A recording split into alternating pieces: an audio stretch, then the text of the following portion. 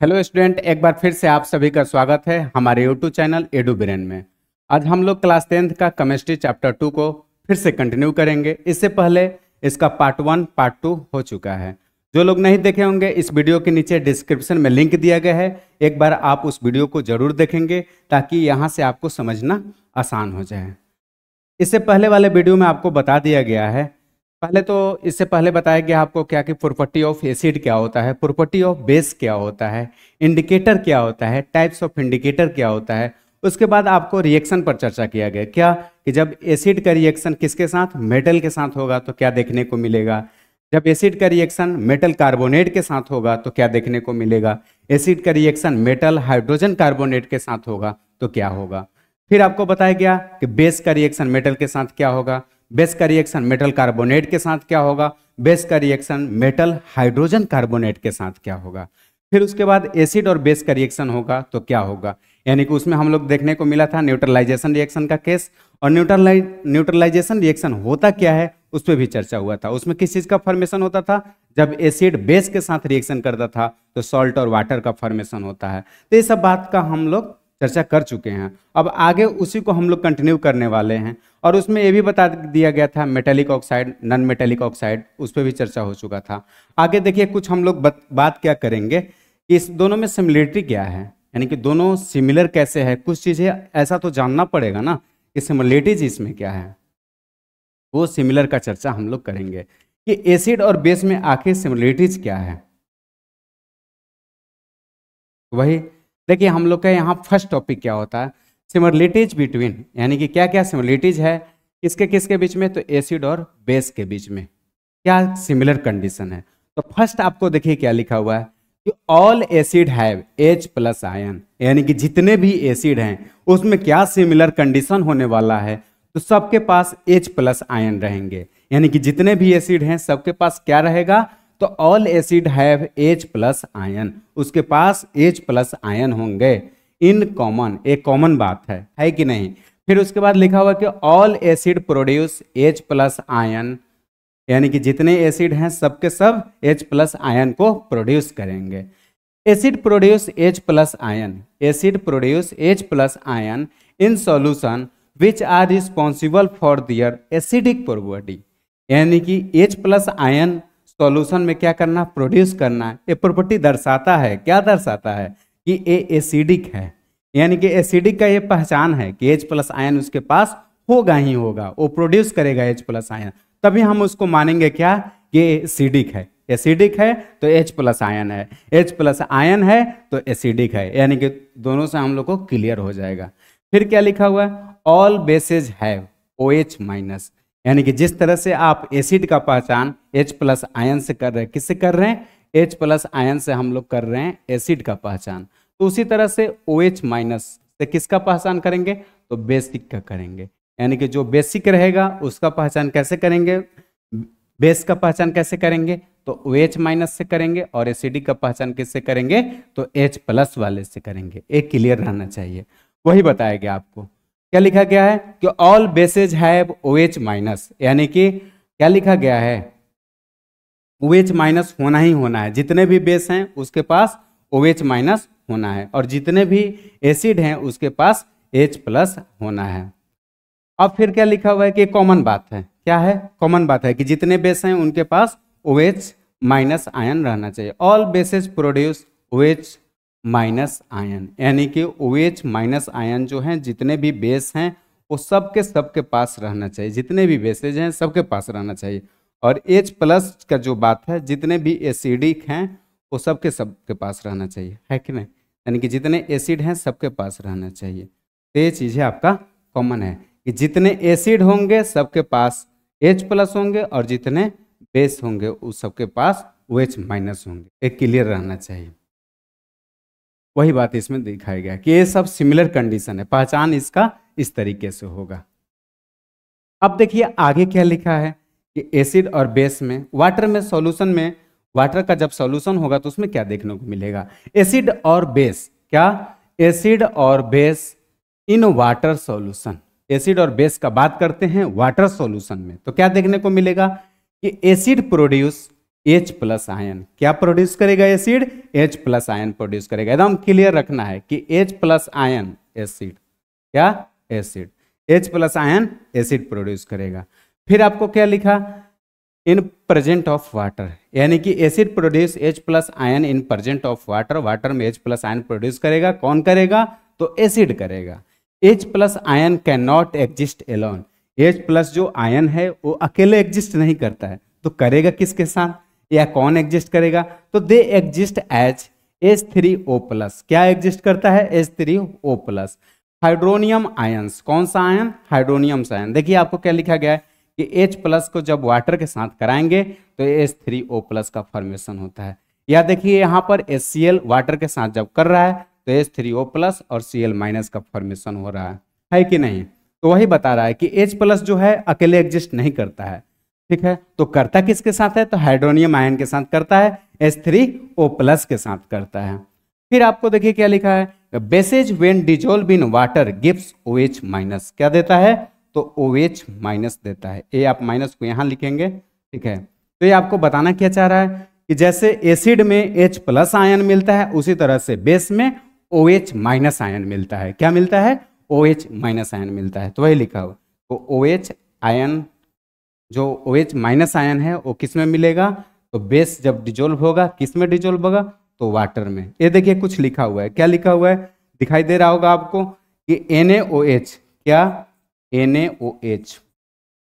जब हम लोग इसको वाटर के साथ किए हैं तो क्या बना है?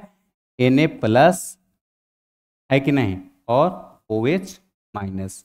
ये आपको देखने को मिल रहा है कि जब हम लोग बेस को वाटर में डिजोल्व कर रहे हैं तो आपको देखने को मिल रहा है कि OH माइनस का फॉर्मेशन हो रहा है। फिर से देखिए दूसरा में क्या लिखा गया है कि MgOH, ठीक है।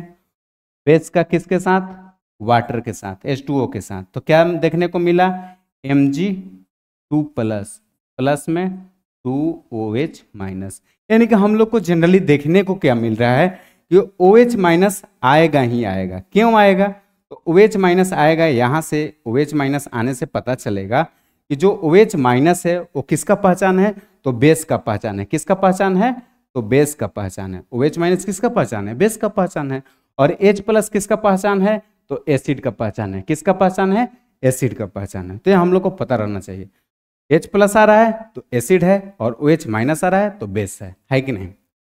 फिर देखिए आगे,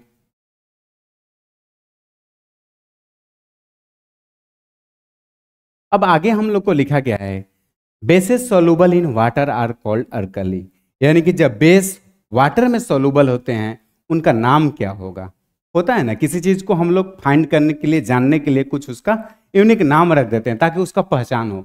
वही बात लिखा हुआ। क्या लिखा गया है कि बेस जब वाटर में सॉल्युबल होंगे, बेसेस सॉल्युबल इन वाटर, यानी कि जब बेस वाटर में सॉल्युबल होंगे तो उसको क्या बोलेंगे? अल्कली बोलेंगे। जब बेस क्या होगा? वाटर में सॉल्युबल होगा, उसको क्या बोलेंगे? अल्कली बोलेंगे। फिर क्या लिखा हुआ है? वाइल डाइल्यूटिंग एसिड, जब हम लोग डाइल्यूट करते हैं एसिड को, इट इज रिकमेंडेबल या रिकमेंडेड। रिकमेंडेड का मतलब क्या है? ऐसा होना चाहिए that acid should be added to water and can not, कहने का मतलब क्या? And not water to acid because the process of dissolving a acid और a base in a water is highly exothermic. बोल रहा है कि जब भी हम लोग एसिड को डाइल्यूट करना चाहते हैं तो आप एसिड को ऐड करेंगे वाटर में, न कि वाटर को आप एसिड में ऐड करेंगे। ऐसा क्यों नहीं करेंगे? देखिए कुछ चीज कंडीशन होता है, टर्म कंडीशन ऐसे नहीं रहता है। टर्म कंडीशन को फॉलो करेंगे तो आप सेफ रहेंगे, उल्टा पलटा करेंगे तो आप फिर सेफ नहीं रहेंगे। कहने का मतलब कि आप एसिड को वाटर में ऐड करिए, नहीं कि एसिड में वाटर को ऐड करिए, तो फिर गड़बड़ होने वाला है। ये बता रहा है क्यों? क्योंकि बहुत हाईली एक्सोथर्मिक होता है। एक्सोथर्मिक का मतलब क्या? हीट बहुत तेजी से रिलीज होगा, तो आपके लिए वो खतरा हो सकता है। इसलिए जब भी करेंगे तो हम लोग क्या करेंगे? वाटर में एसिड को मिलाएंगे, नहीं कि एसिड में वाटर को मिलाएंगे। क्यों? क्योंकि ये याद रखिएगा, हाईली क्या होता है? एक्सोथर्मिक होता है, तो ये आपके लिए खतरनाक हो सकता है, इसके लिए, है कि नहीं? आप ध्यान देंगे इस पे। फिर आगे क्या लिखा हुआ है? अब देखिए इसका चर्चा हो गया कि जब भी डाइल्यूट करना होगा तो हम लोग किसको किस में ऐड करेंगे, यानी कि एसिड को करेंगे वाटर में ऐड, न कि वाटर को ऐड करेंगे एसिड में, ये तो कंफर्म हो गया।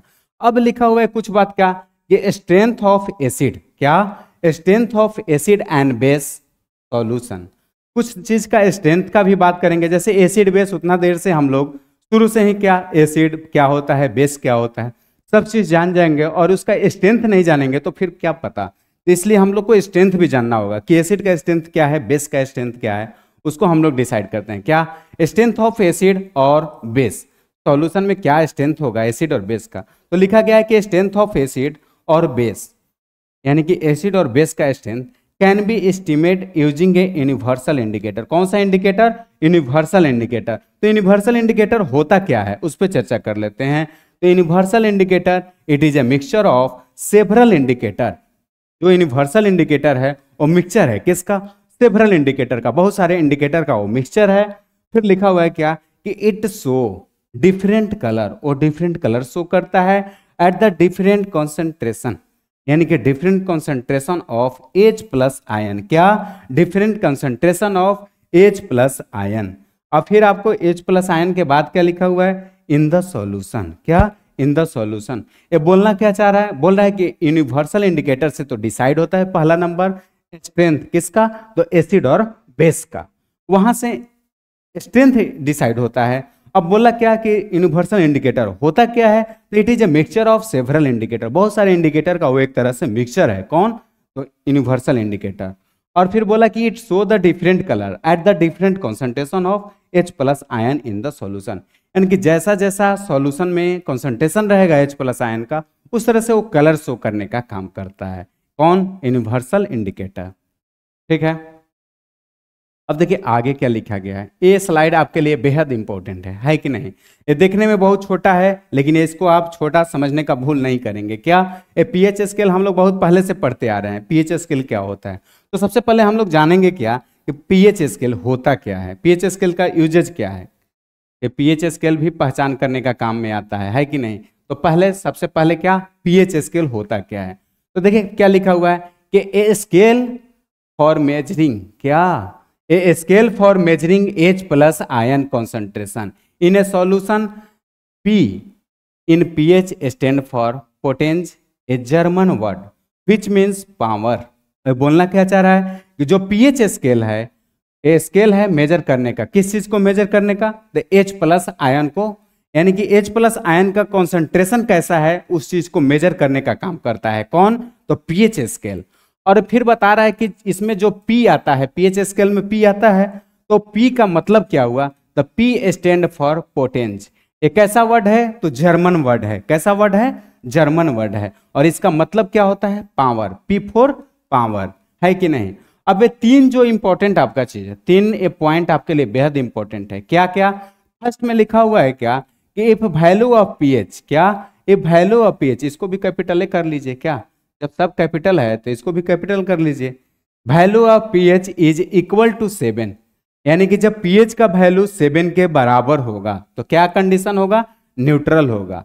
फिर क्या? If the value of pH is less than 7, जब पीएच का वैल्यू 7 से कम होगा तो क्या होगा? एसिडिक सॉल्यूशन होगा। क्या होगा? एसिडिक सॉल्यूशन होगा। If the value of pH more than 7, जब पीएच का वैल्यू मोर देन 7 होगा तो क्या होगा? बेसिक सॉल्यूशन होगा। आप चाहें तो ऐसे लिख सकते हैं। क्या लिखा हुआ है फर्स्ट में कि जब पीएच क्या होगा? 7 के बराबर होगा तो क्या होगा? न्यूट्रल होगा, न्यूट्रल सॉल्यूशन, ये आप लिख सकते हैं। फिर बोल रहा है क्या कि if value of pH is less than 7, यानी कि जो पीएच है वो लेस देन 7 है, 7 से छोटा है पीएच, है कि नहीं? If A value of pH is less than 7 तो क्या देखने को मिलेगा? एसिडिक होगा। क्या होगा? Acidic solution. ये क्लियर हो गया। फिर क्या बोल रहा है कि if value of pH more than 7, यानी कि जो पीएच का वैल्यू है वो क्या होगा? 7 से जब ज्यादा होगा तो क्या देखने को मिलेगा? Basic solution. ये आपको माइंड में रहना चाहिए कि जब पीएच 7 के बराबर होगा तो न्यूट्रल होगा, जब 7 से कम होगा तो एसिडिक होगा, और जब भी 7 से ज्यादा होगा तो बेसिक होगा। वही चीज लिखा हुआ कि value of pH is less than 7 तो एसिडिक, और मोर देन तो बेसिक, और जब 7 का बराबर रहेगा तो न्यूट्रल रहेगा।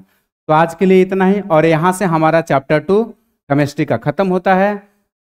बस हम लोग चैप्टर 2 को फिनिश किए यहाँ पर, और फिर से हम लोग नेक्स्ट सेशन में मिलते हैं। Thank you for watching this video.